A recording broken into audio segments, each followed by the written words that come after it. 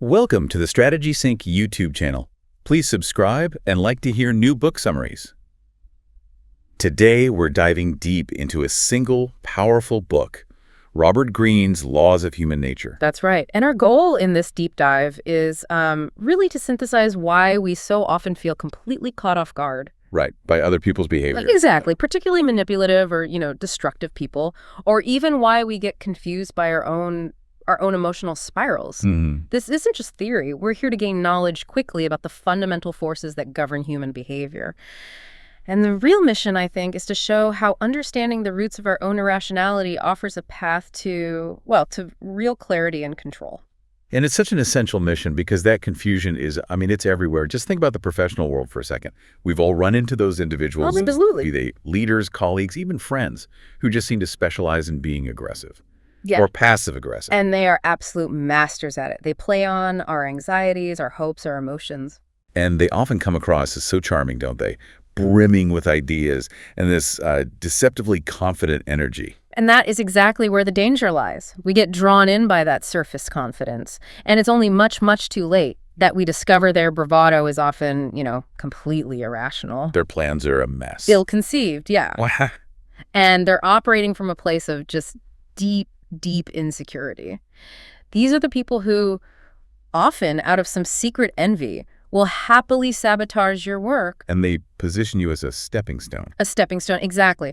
All while masking their own self-interest with this elaborate courtesy. And then when it all inevitably goes wrong, we're hit with these complex, highly polished cover stories. Or they blame a scapegoat. A convenient scapegoat, yeah. And they draw everyone around them into this chaotic drama that somehow they always manage to control. We protest, we feel the outrage, but we're helpless. You are. The damage is done. And the worst part is the cycle just repeats itself almost immediately. And that feeling of helplessness, it isn't just limited to our external interactions.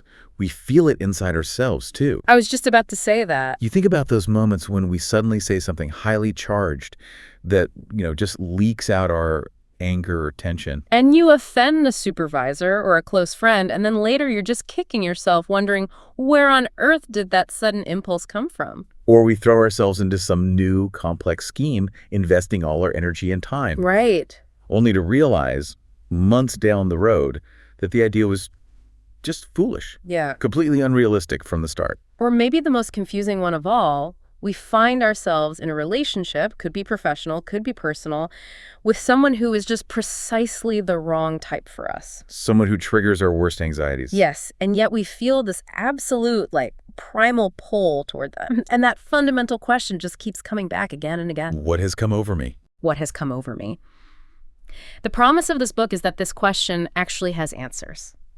By truly understanding the underlying laws of human nature, it becomes exponentially harder for these destructive types to operate freely. We become harder to charm. Harder to charm, harder to mislead, and most importantly, we can start to anticipate their manipulative maneuvers and see right through their cover stories. So this ability to look into the depths of their character, it basically robs them of their power. It does, and crucially, it gives us self-mastery. The laws help transform us into calmer, more strategic observers.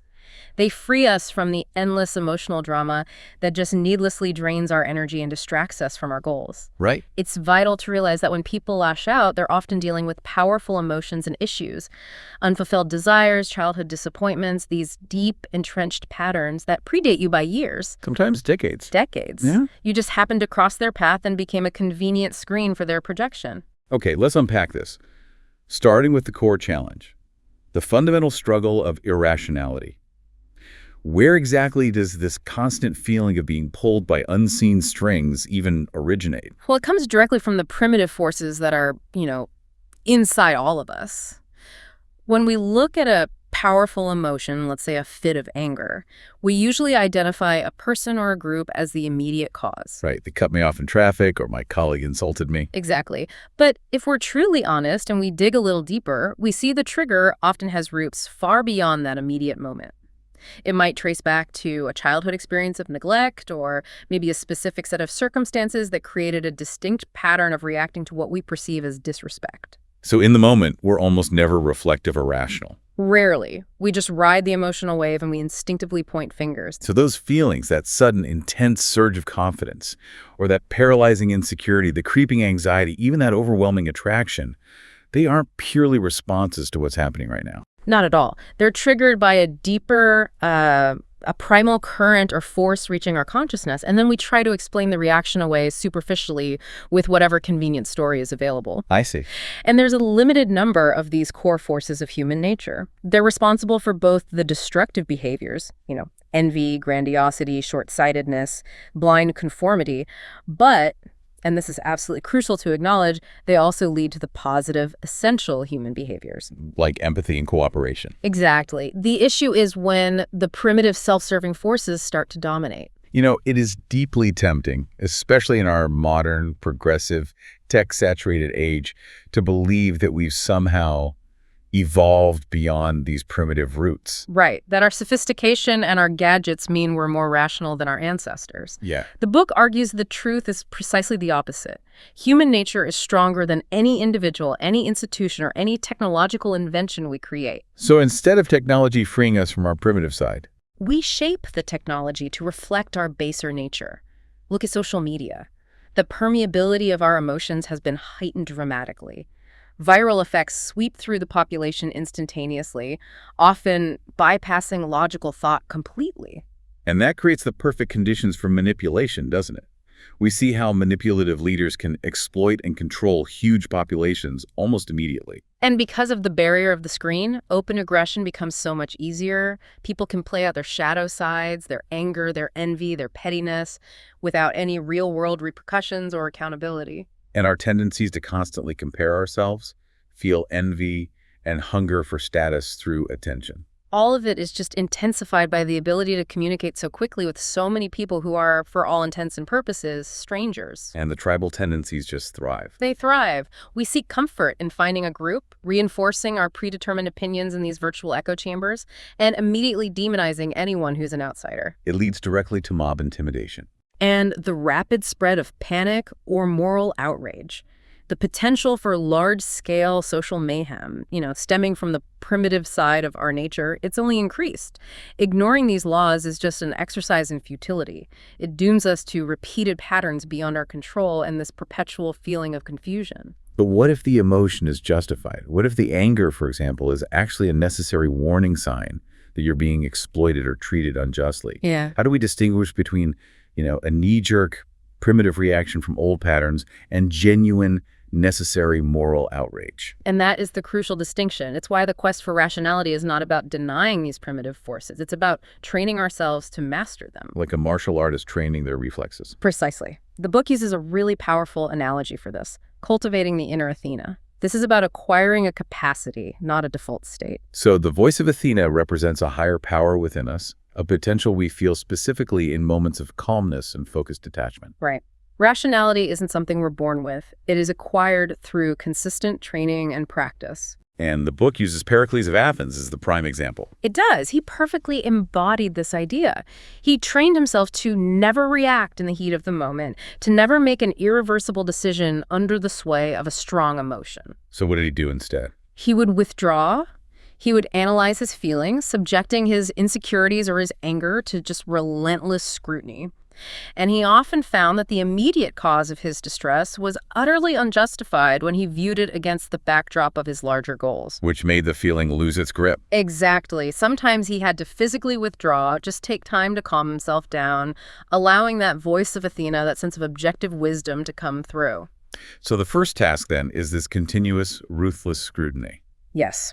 Asking, why this anger now? What is the root of this incessant, sudden need for attention? What if I just wait 24 hours before I respond? And that scrutiny makes emotions lose their hold because they thrive on speed and immediacy. They do. When your mind is narrowed by immediate short-term desires for power or attention, those desires almost always backfire. A calm, strategic spirit, by contrast, lets you entertain a wide range of options, deliberate longer, and reassess strategies without all that emotional noise. It sounds like an athlete training their body, but for the mind training it to be flexible and resilient, to see solutions others can't because they're too caught up in the drama they helped create. Precisely. And to truly acquire that rationality, we have to systematically work through a three-step process. It starts with awareness of the subtle, fundamental irrationality that plagues everyone. Okay, so step one. Step one is acknowledging low-grade irrationality. This involves recognizing the continuous moods and feelings, below our consciousness that subtly skew our thinking and create these pronounced biases we see across all cultures and all of history. Let's start with appearance bias.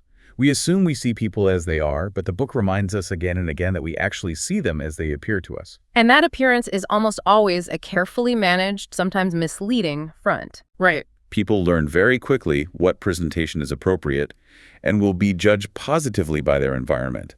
They appear hardworking, conscientious, dedicated to noble causes, and so on. And we instinctively take these calculated masks for reality. We do.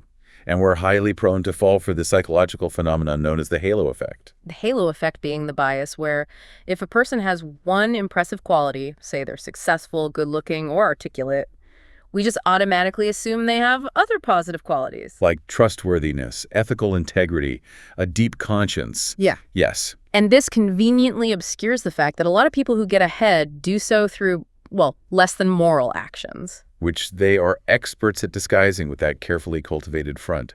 We see the halo, not the shadows underneath. And then there's the group bias. We all insist, my ideas are my own. I'm an individual. I'm not a conformist. Of course. But the truth is, we are fundamentally social animals. And the thought of isolation, of being an outcast, is existentially terrifying. So we experience this tremendous emotional relief when we find others who think exactly as we do.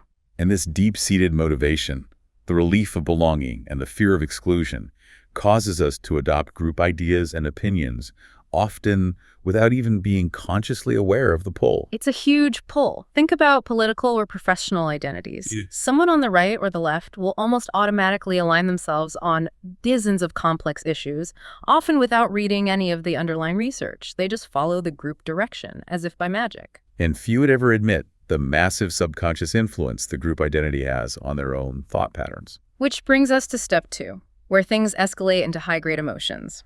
Beware the inflaming factors. Okay. These emotions are explosive, they're generally sparked externally, and they tunnel our minds into a cycle of self-reinforcement.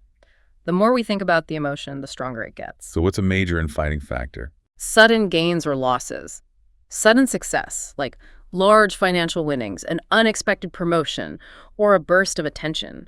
It releases chemicals that cause an addictive high and intense feelings of grandiosity. Right, and we immediately lose sight of the fact that lasting success requires slow, patient hard work, and that luck almost always played a role in the sudden gain. Exactly. We become resistant to warnings, dismissing critics because we feel they simply don't understand my genius. And because that manic high can't be sustained, because the foundation for the success is often so fleeting, the crash is inevitable and painful. And that leads to the depressive, cynical part of the cycle. Conversely, unexpected losses create irrational fear and hesitation. They cause us to choke. Like athletes who experience a string of failures. Yes, and those mental anchors weigh on their minds when the next crucial moment arrives, leading to avoidable mistakes. The fear of repeating the loss becomes a self-fulfilling prophecy. So the countermeasure here requires immense effort and detachment. It does. Whenever you experience unusual gains or losses, you have to physically and mentally step back. Counterbalance the sudden gains with necessary pessimism, asking, what could still go wrong here? And counterbalance the sudden losses with optimism, searching for the underlying opportunity. And be intensely wary of any success built on nothing lasting or achieved too quickly. What's another inflaming factor? Rising pressure. Most people manage to maintain a facade of sanity and control in their daily routines, but you put them in circumstances involving severe stress, tension, or fatigue. And that cool mask of self-control immediately comes off. We see a very different reality emerge. Under prolonged stress, the most primitive parts of the brain are engaged and they overwhelm our reasoning powers. This is when people suddenly lash out in uncontrollable anger, or when they reveal a deep paranoid streak or become hypersensitive and obsessively petty about small details. So stress doesn't create these character flaws. No, it just peels back the layers they've carefully concealed. This makes periods of pressure a key time to observe people and judge their true character. And this struggle, it's not unique to us, is it? Not at all. It's actually quite comforting to look back at history and see this cycle of irrationality is just utterly constant. The great golden age of Pericles, with its philosophical brilliance and scientific spirit in Athens. Was followed by an age of superstition, cults, and social intolerance. Rationality is always fragile. The irrational simply changes its fashion, but the impulse remains. We may no longer have literal witch hunts, but we saw the show trials under Stalin, the McCarthy hearings, the mass persecutions during the Chinese Cultural Revolution. They're all modern manifestations of that ancient tribal impulse to find a scapegoat and purge group of perceived enemies. And this need to believe, to surrender complexity for certainty, it's still so profound. We see cults of personality around political figures and the intense fetishizing of celebrities. Technology itself inspires a kind of religious fervor today. People have a desperate, deep need to believe in something. Anything that will simplify the chaos of existence. And they'll find it anywhere, whether in ancient spirits or the promise of a utopian future via a new app. Which means we can't trust the surface appearance of ourselves or others. If people were constantly riding these deep emotions, wearing masks, and operating from these deep-seated irrational biases, how do we reliably see past the surface and truly decode character? I mean, that requires a mastery of observation. Indeed. And that brings us to section 2, decoding the social mask and character. The most famous literary expression of this idea comes from Shakespeare, right? All the world's a stage, and all the men and women merely players. We're constantly shifting our masks, changing our tone, our mannerisms, our body language to suit each individual and environment. We wear a distinctly different face for a boss than we do for a familiar friend or an anonymous server. And crucially, some people are just better actors. We know villains like Iago and Othello can completely conceal a hostile, envious agenda behind a friendly, benign, trustworthy smile. And people with those consummate acting skills navigate complex social environments more effectively. They often succeed purely by managing perception. Our primary task, then, is to turn our physiological, our emotional response to this performance into reliable knowledge. And this is where the concept of visceral empathy becomes so central. It is. Our physical boundaries are far more permeable than we realize. We're all prone to catching the emotions of others, their stress, their joy, their defensiveness. So the goal is to train ourselves to pay deep, focused attention to the feeling tone. The feeling tone, yes. The confidence, the insecurity, the defensiveness, or the elation in their voice, their minute gestures, their posture, even before their words consciously register. I understand the concept of catching an emotion, that feeling when someone walks into a room radiating tension and you feel your own shoulders tightening up. So this means using that physical feeling as an objective piece of data rather than just letting it become your own anxiety. Exactly. When someone speaks defensively, that tone will tend to create a defensive feeling in you. By registering this physical energy and consciously correlating a gesture with a possible underlying emotion, you gain a new vocabulary in the language of human nature. You're using your body as a sophisticated emotional antenna. And the masterclass in this observation comes from the example of the psychiatrist Milton Erickson. His skill came from training himself to see what everyone else consistently missed. Erickson's training was highly unusual. After a severe bout of polio left him semi-paralyzed, he was trapped in bed for a long time. Unable to move, his other senses intensified, especially his hearing and his vision for small details. So he started noticing incredibly subtle, unconscious patterns in how his family and visitors spoke and behaved when they thought he was too incapacitated to observe them. He developed an eye for the subtle no, or the contradictory signal. He once observed a nun who was verbally saying yes to a request while subtly shaking her head no. Which indicated a deep inner conflict she wasn't ready to acknowledge. Exactly. He saw that if people said yes but felt no, that conflict often showed up as grimaces, microexpressions, or contradictory body language they just couldn't suppress. And he mastered decoding hidden desire. He did. He observed conversation after conversation where people would spend 5 to 10 minutes beating around the bush, leaving subtle hints about what they truly wanted, whether it was borrowing a significant amount of money or hearing a specific apology. And the hidden desire was never stated clearly. Never. But it was profoundly indicated by the tone of voice, which gave emphasis to certain words that pointed toward the unsaid request. It sounds like tremendous effort. For the average person who doesn't have weeks confined to a bed to hone these skills, where do we even start? Do we just spend a week intensely watching people's hands? That's a great question, because we have to avoid that self-absorbed mindset. Our task is to recognize how naturally self-absorbed we usually are and how little we actually observe of the world around us. Okay, so when beginning observation. You must be relaxed and open, not focused on interpreting with immediate judgments or translating everything into words. And a critical strategy is to talk less. Talk less and get others to talk more. As they talk, you can subtly mirror their posture or some of their harmless mannerisms. This builds deep subconscious rapport, which in turn makes them relax and leak out even more nonverbal cues than usual. And the book stresses the need for subtlety. You can't make the observation obvious. Never. Too much direct, unblinking eye contact will make people freeze up and pull the mask tighter. Use quick peripheral glances. Look for those brief, subtle signs of coldness or displeasure, especially if you surprise them by walking up from an angle. You might catch a fleeting flash of irritation before the affable social mask can be fully deployed. And a key gauge for antagonism is comparing their body language toward you versus others. Yes. Do they seem noticeably friendlier, warmer, more relaxed when talking to someone else, only putting on a polite professional mask for you? And remember, people leak their true, often hostile feelings when they're drunk, sleepy, highly frustrated, or angry. They might try to excuse this outburst later as being out of control, but in fact, they are often being more themselves than ever as the inner sensor is fatigued. A crucial skill for social performance, and one that trips many people up, is distinguishing a fake smile from a genuine one. We use fake smiles constantly to hide negative feelings like annoyance or skepticism. The difference really lies in the eyes. The genuine smile, often called the Duchenne smile, affects the muscles around the eyes. It widens them, often revealing crow's feet, and it pulls the cheeks upward in a distinct way. Whereas a fake smile is just the mouth. It's easy to put on, just pulling up the corners of the mouth, but it usually lacks that definite change in the eyes and cheeks. And beyond the physical signs, you have to look at the context. Is the smile spontaneous, genuinely warranted by the situation, or is it contrived to impress or placate you? So if it's too rushed and contrived, monitor their face for a micro-expression of underlying frustration right afterward. Beyond moment-to-moment reading, true mastery involves gauging character, looking for reliable patterns revealed by their past history and daily habits. The deep, often unsettling insight here is that people never do something just once. They will inevitably repeat their behavior if the underlying character structure hasn't changed.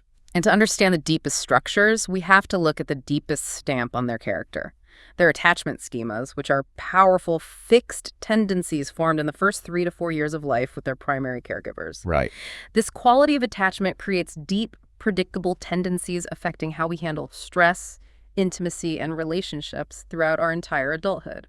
We hear about these patterns in psychology, like John Bowlby's work, which identified 4 basic schemas. But for the listener, how do these actually show up in adult life? It's highly relevant. Consider the 4 schemas. You have the free autonomous type. Their parents were sensitive and protective, yet allowed freedom. As adults, they handle stress resiliently and have healthy relationships, balancing intimacy and independence. And then the dismissing type. They often had distant or rejecting caregivers. As children, they learned to suppress their emotional needs and feel abandoned.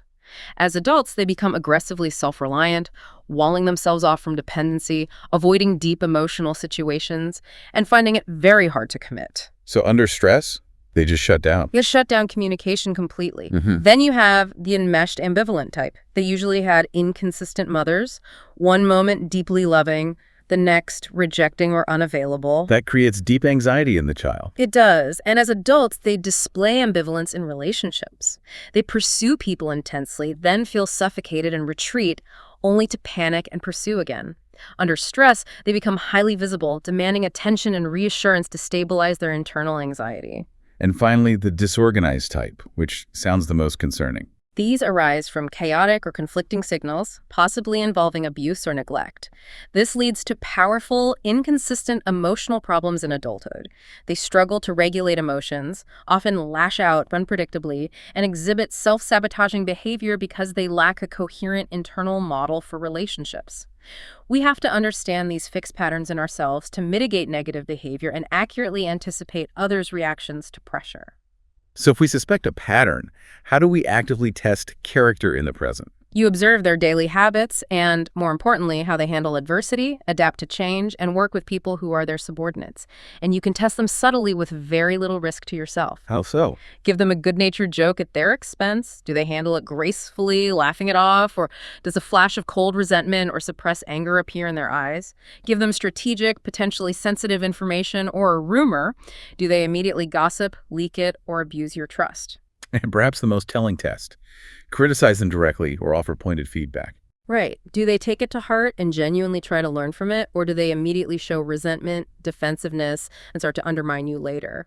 This is where self-aware people separate from the toxic types. And the historical example of Howard Hughes Jr. perfectly illustrates how a childhood stamp creates a lifelong chaotic pattern, regardless of intelligence or ambition. It really does. Hughes's mother was hyper-anxious and constantly smothered him, terrified he would get sick or harmed, never letting him out of sight. And his father, while successful, was largely absent, leaving these tremendous unspoken expectations on the son. And this specific environment created a profound, lifelong need for intense attention and protection. It manifested later as an utter inability to delegate, to trust anyone, or to share authority in his massive business ventures. He needed to be the sole protected center of every single project. And we see this pattern repeating across his entire career, especially in his ambitious film and aircraft projects. After the disastrous financial loss on the film Hell's Angels, he actually articulated his mistake. He claimed he learned that no one man can know everything. But the insight never took hold internally. Later, with the critical Hercules flying boat project, he hired Charles Perrell, the boy wonder of aircraft production, promising him complete authority. He went on a major charm offensive, appearing humble and promising complete independence. Which he immediately undermined. Days later, he started vetoing minor decisions, micromanaging the plans, and undercutting Perrell's staff. So his need for control sabotaged his own ambitions over and over again. Repeatedly. He constantly repeated the pattern, demanding absolute total control and firing anyone who threatened his need for attention or power, ultimately leading to chaos, mismanagement, and the eventual dissipation of his fortunes, even as he made astronomical amounts of money. The pattern dictated the destiny. That chaotic pattern of self-sabotage and control brings us directly into Section 3, identifying and handling toxic types. Since the line between healthy ambition and destructive self-interest is so thin, we need to understand the scale of self-absorption, starting with narcissism. Right. Narcissism exists on a wide scale of self-absorption, and it encompasses most of humanity. But where does the truly toxic danger begin? That's the question. We can split the scale. Functional narcissists, where the vast majority of people reside, possess a resilient, coherent sense of self they can generally rely on and love. They have self-absorbed moments, for sure, but they are capable of turning their attention outward into productive work, genuine relationships, and acknowledging reality outside themselves. So the danger then lies with deep narcissists, those below the halfway mark. That's it. The fundamental psychological truth here is that they lack a cohesive, stable self to love in the first place. They require constant external validation, attention, applause, fear, just for survival. So they see others not as people, but as instruments. Purely as instruments to be used for their own refueling. And this lack of internal structure causes them to sink deeper into self-absorption over time. And deep narcissists inflict unusual harm because they are hypersensitive and prone to massive rage if they're challenged or criticized. Yes, and they often stir up constant high-stakes drama because the drama serves a specific purpose. It justifies their power. They position themselves as the only ones who can solve the chaotic problems they themselves created, ensuring they remain the indispensable center of attention. And the most dangerous variety of all is the narcissistic leader. The dictator types or the tyrannical CEOs. The most dangerous. They initially attract a massive following through magnetic self-confidence and a powerful, almost messianic vision. They use people expertly, but success only inflates their grandiosity and sensitivity. The book uses the trajectory of Joseph Stalin as an example. It does. Outwardly, he was extremely modest, presenting himself as the humble servant of the proletariat, publicly proclaiming that one man should not be the center of so much attention. Yet slowly, deliberately, his name and image started appearing everywhere. Everywhere. Pravda deified him, planes flew in formation spelling Stalin, and he did nothing. In fact, he actively encouraged this growing cult of personality. And this grandiosity manifested not just as image control, but as profound cruelty. At private parties, he would force high-ranking officials Including the future premier Nikita Khrushchev, yeah. to perform highly strenuous folk dances like the Gopak, often until they were sick with exhaustion, while he just laughed uproariously. It was the ultimate public demonstration of control, the puppet master choreographing their every embarrassing move to show them they possess zero free will. Beyond the grandiose narcissist, the book outlines several other destructive profiles we must learn to recognize instantly.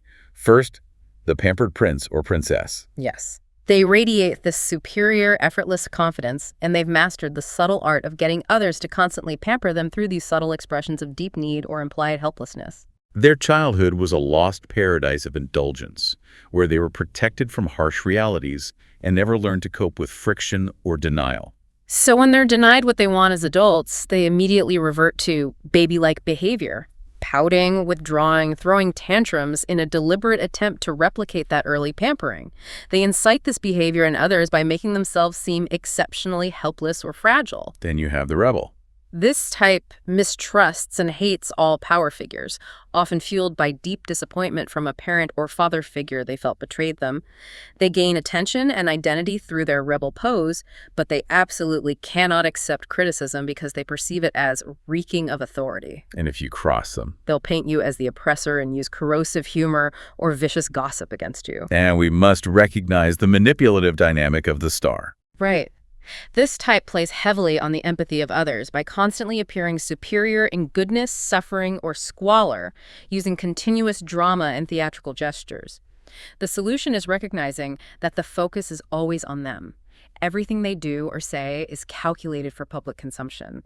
You have to detach, ensure you don't become collateral damage in their self-created drama. Speaking of self-created drama, we see a stunning long-term example of this dynamic in the marital relationship of Leo and Sophia Tolstoy. A perfect example. They were fundamentally a narcissistic couple who spent 48 years misunderstanding one another. Leo wanted the public image of a saint and an ascetic. Sophia wanted the reality of a comfortable, passionate family man. And their self-absorption was mutual but divergent. Leo used his massive fame and philosophical quest to justify his abandonment of his family duties and his constant demand for attention. While Sophia, equally self-absorbed, used her domestic suffering and highly dramatic diary entries to constantly seek sympathy and validation from their massive social circle. So they perpetually retreated deeper into their own defensive, self-justifying positions, never truly seeing the other person. Only seeing the obstacle that person presented to their own idealized self-image. It was an epic, agonizing drama that ultimately ended in profound tragedy and decades of mutual resentment. When dealing with these high-drama toxic types, we must also be prepared for the highly dangerous profile of the sophisticated aggressor. Aggression is often not strength. It's rooted in deep underlying insecurity and helplessness. The aggressor covers this fragility with an inordinate pathological need for power and control. They often perceive threats that are not there and thus take preemptive, cruel action. And chronically aggressive types feel deeply insecure and see people as objects. Objects to use or dominate. Their charm is only for effect, a tool to disarm potential rivals. The prime historical example here is the rise of John D. Rockefeller. Maurice Clark initially saw Rockefeller channel his aggressive energy into productive work sweeping floors obsessively, streamlining the refinery process, working tirelessly to gain advantage. And this positive aggression made them successful. However, when Rockefeller wanted to expand and dominate, he showed his sophisticated aggression. He orchestrated the damaging maneuvers and rumors of the South Improvement Company that drove down competitors' stock. Then, when meeting a rival like Henry Payne, he used polite, calm tones and apparent sympathy, offering Payne the choice to sell his refinery. And crucially, Rockefeller convinced Payne of the futility of resistance, not through threats, but with cold, hard data. He opened Standard Oil's ledgers and revealed their far superior profit margins gained through those very aggressive, ruthless practices. So he framed the entire takeover not as a mugging, but as a crusade to bring necessary, rational order to the chaotic oil industry. And he invited Payne to be a crusader from within Standard Oil. The lesson here is paramount. When faced with aggressors, you must use every ounce of energy to mentally detach. Do not react emotionally. Anger or outrage only keeps you tangled in their drama and feeds their need for control. So instead, focus dispassionately on their real, measurable goals. What they are truly after. Ignore their distractions, their charms, and their attempts to incite an emotional response. That shift in focus, from emotional reaction to objective goals, leads us directly into Section 4, the strategic mindset, which relies on two pillars: influence and farsightedness. When we try to influence people, our natural, lazy instinct is usually to argue or lecture. Which instantly makes people defensive. Arguing is counterproductive because it instantly triggers their defenses. The true lever of influence is lowering their resistance by confirming people's deepest, most cherished beliefs about themselves, their self-opinion. Right. If you can instill a powerful feeling of inner security by mirroring their values and making them feel appreciated, you can then gently insinuate new ideas and strategies. The book outlines 3 universal self-opinions we have to cater to. Number 1, I am acting of my own free will. Yes. We fundamentally resent conscious coercion. If we feel forced, we will secretly rebel or sabotage the effort. Strategies must therefore rely heavily on suggestion and insinuation so they feel they are helping you purely by their own intelligent choice. The perfect, classic illustration of this is Mark Twain's story of Tom Sawyer painting the fence. A brilliant example. Tom did not plead for help. Instead, he framed the mundane chore as a rare, highly skilled, artistic opportunity, a test of intelligence and character that only the most privileged boys could participate in. So by acting completely absorbed and exclusive about the task, he got the neighborhood boys to reinterpret the job and beg for the chance to whitewash the fence. And they felt they were acting of their own free will and competing for a privilege. Universal 2. I am intelligent in my own way. When you disagree with someone, especially publicly, you immediately imply superiority, making them defensive and emotionally attached to their current opinion, regardless of the facts. Right. Winning arguments is rarely, if ever, worth the effort or the lingering resentment. So what should you do instead? You should agree with them on their core premise. Flatter their intelligence. That lowers their defenses and creates the necessary psychological room for you to gently alter their opinion or ask for their collaboration. For instance, the playwright Beaumarchais facing Louis VI's censors. With his masterpiece, The Marriage of Figaro. Exactly. He allowed them to make small, inconsequential changes to it. Why would he do that? Why give in on those details? He was flattering their egos and their intelligence. By conceding on small, non-critical matters, he won them over completely. They felt invested, like collaborators. This made the censors who had initially opposed the play stridently defend him on the larger, more important themes against other, more hostile critics. He used their own vanity as leverage. And Universal 3. I am basically good and decent. We want to see ourselves and be seen by others as saintly, ethical, or supporting the right causes. We see this constantly with public displays of charity or virtue signaling on social media. So you must never inadvertently cast doubt on this fundamental self-opinion. Frame requests or tasks as part of a larger, noble cause they can participate in. Refer to them as a team member or collaborator instead of an employee. It allows them to feel better about themselves and their actions while benefiting your objective. And you can achieve remarkable results by channeling strong, negative emotions rather than countering them. Telling a rebellious student that studying hard will not only benefit him, but also completely embarrass the principal who publicly predicted his failure. It channels his underlying anger into productive action. Exactly. And as a tool for influence, language itself matters profoundly. Milton Erickson, the therapist, demonstrated the power of mirroring language with the case of a highly religious couple who wanted a divorce after a disastrous honeymoon. So the husband, highly constrained by his religious background, wanted a friendly divorce. And Erickson agreed completely. He suggested they spend one final friendly night together, reserve a hotel room, have one last friendly glass of champagne, and one last friendly kiss. So by precisely mirroring the husband's specific, cautious, language-friendly Erickson bypassed the internal censor. He did. And what happened? The language itself created a path of least resistance. Erickson's suggestion was interpreted by the husband as a safe, ritualistic goodbye, which led directly to the wife's seduction. And they happily decided to remain married.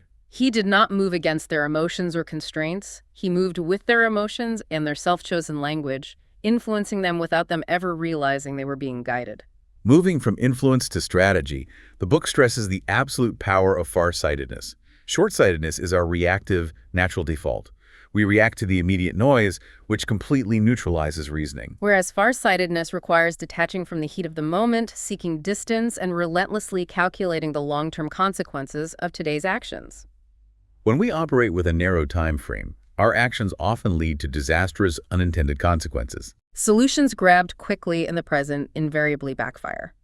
In ancient Rome, the conspirators killed Caesar to restore the Republic only for their rushed, impulsive action to create a massive power vacuum, permanently ending the Republic and establishing a monarchy under Octavius. They achieved the exact opposite of their goal. The famous cautionary tale, which demonstrates that systems always find the path of least resistance, is the British cobra bounty in colonial Delhi. Right. Alarmed by the number of poisonous cobras, the authorities offered a reward for dead snakes. So naturally, enterprising locals began breeding cobras in captivity specifically to collect the bounty. When the authorities realized their plan was increasing the cobra population, they immediately canceled the program. And the breeders, now left with stock they couldn't sell, simply released their now useless snakes into the city. Ensuring the cobra population was even higher than when the program began. A quick, reactive decision led to an explosion of the problem it was intended to solve. When we limit our thinking to the present, we lose that crucial connection between our actions and their actual consequences. Short-sightedness also causes reactive decision-making. We overreact to momentary swings in fortune and get completely caught up in the exuberance or panic of the moment, mistaking the short-term trend for the long-term reality. And Abraham Lincoln's leadership during the American Civil War serves as the perfect counterpoint. It does. While many around him panicked based on daily battle reports, momentary defeats, or political setbacks, Lincoln maintained an incredibly long-term, detached view. He focused on the North's superior industrial resources and manpower. So he knew the danger wasn't necessarily a single defeat, but time, the political will of the North waning before the material advantage could be mobilized. Yet he resisted the immense pressure to rush into foolish engagements, patiently waiting for the right generals, the right strategies, and the right timing. And he was proven right by the eventual inevitable fall of Atlanta. A weaker man would have given in to the public pressure, rushed military campaigns, and likely lost the war through exhaustion. Lincoln's strength was his inflexible, honest, far-sighted purpose. He listened to all the noise, but allowed only long-term, objective calculation to guide his crucial actions. And the third sign of short-sightedness is being lost in trivia, drowning in an overwhelming amount of information, and consequently losing sight of what's truly important. The icon for this syndrome is King Philip II of Spain, who had a prodigious, almost pathological appetite for paperwork. Right. He insisted on reading every single detail on the state of the English Navy, the nation's finances, coastal defenses. Often sleeping with paperwork beside him. Yet when he launched the massive Spanish Armada in 1588, the single most critical factor he failed to pay sufficient attention to was the weather reports. So his brain was so submerged and fatigued by trivia that everything seemed equally important. And that led to disastrous decisions that contributed directly to the irreversible decline of the Spanish Empire. So the strategic solution for us today, where information overload is the norm, is establishing a mental filtering system based explicitly on a scale of priorities and long-term goals. We do not have to know or control all the details. Delegation of information gathering and trust in subordinates is essential to avoid the brain fatigue that results from trying to control and process too much. And this naturally moves us to the final strategic element, creating our inner guide, our internal compass to control our destiny. The ascent to the higher self. The sources stress that humans crave direction. Without a clear, compelling purpose, we experience existential emptiness, anxiety, and depression. True purpose leads upward, improving skills, realizing unique potential, and contributing meaningfully to society. While false purposes lead downward to addictions, mindless conformity, and corrosive cynicism. And it is absolutely critical to avoid those cheap, easy false purposes that offer immediate gratification but long-term pain. Take addictions and diversions. They offer diminishing returns. Our initial craving quickly turns into deep dependency, and we become possessed by the objects we crave, leading to a loss of mental power and focus. To combat this, we need depth of experience and concentrated focus, not shallow, constant overstimulation. Another powerful false purpose is joining causes and cults.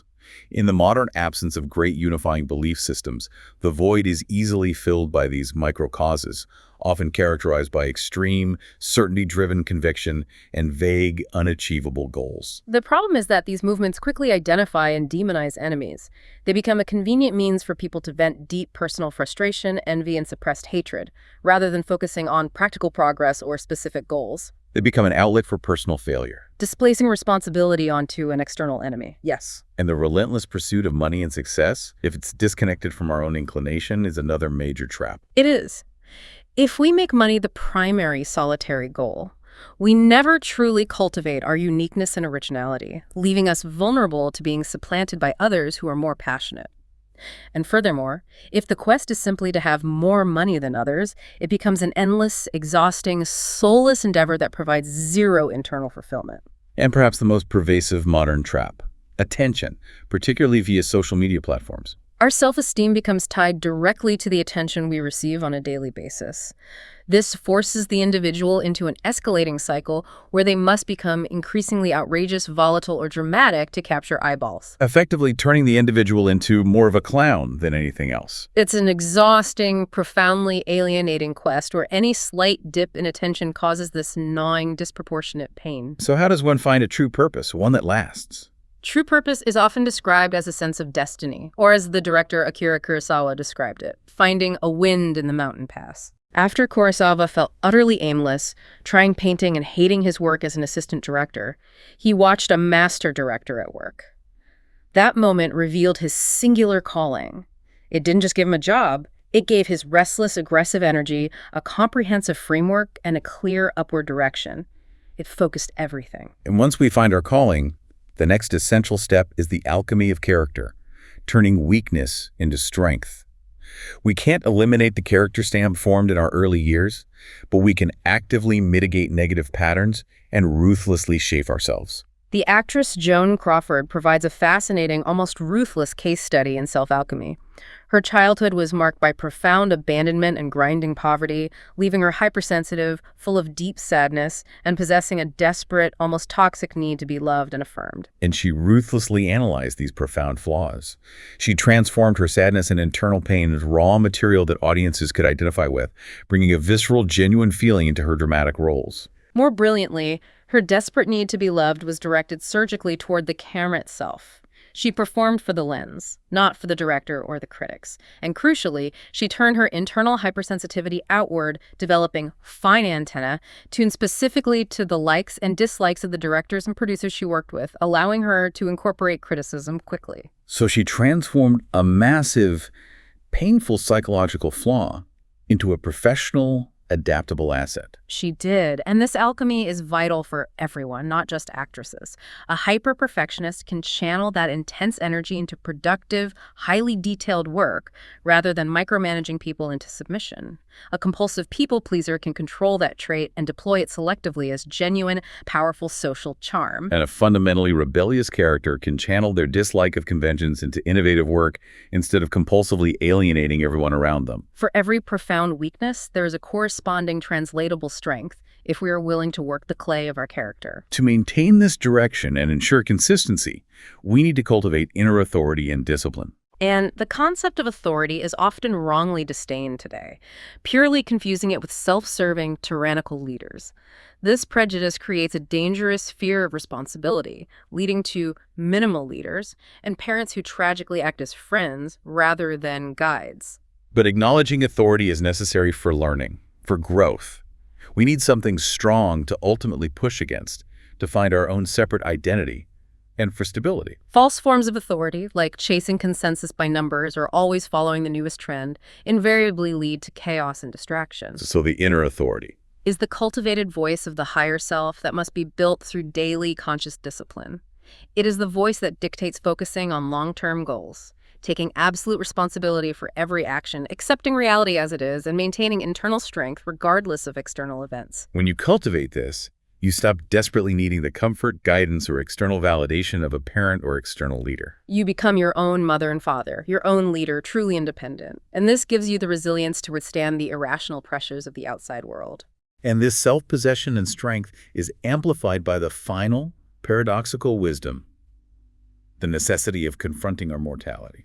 We instinctively avoid the thought of death, and this avoidance leads to a distracted, perpetually dreamlike state in life, where we worry about trivia, chase false purposes, and lose ourselves in petty fantasies and unproductive resentments. Flannery O'Connor, who inherited lupus and lived with the looming threat of death, used that proximity as a call to stir herself to action. And it didn't make her panicked. It anchored her intensely in the present, made her appreciate every single moment and encounter, and provided the fierce urgency necessary to confront her pain and keep writing her difficult, uncompromising truths. She saw her illness not as a punishment, but as having a clarifying purpose. Which allowed her to avoid self-pity and intentionally toughen herself up. She consciously used her limited time to achieve depth, not breadth.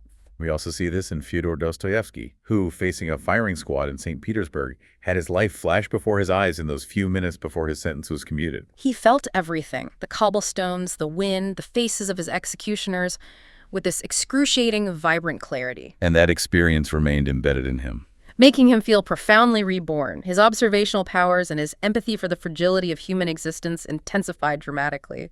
Confronting mortality teaches us what truly matters now. It frees us from the petty squabbles and concerns that plague others, forcing us to stop postponing our true purpose. So we must look at our own mortality without flinching, accepting that profound uncertainty, it could come tomorrow, to anchor ourselves in the fullness and urgency of life today. By connecting to the stark reality of death, we connect more profoundly to the reality and fullness of life itself. We shed the lifelong distraction, and in its place, we gain the profound focus that comes from realizing our time and our energy are finite resources. Here's where it gets really interesting. We've spent this time dissecting how to cultivate the emotional detachment of the inner Athena, achieve the observational acuity of Erikson, practice the farsightedness of Lincoln, and master the character alchemy of Joan Crawford. All these skills are not endpoints. They are tools for building your inner authority and ensuring you are always making conscious choices, instead of being a pawn to external pressures or internal emotional defaults. If we connect this to the bigger picture, the ultimate deep dive is into ourselves.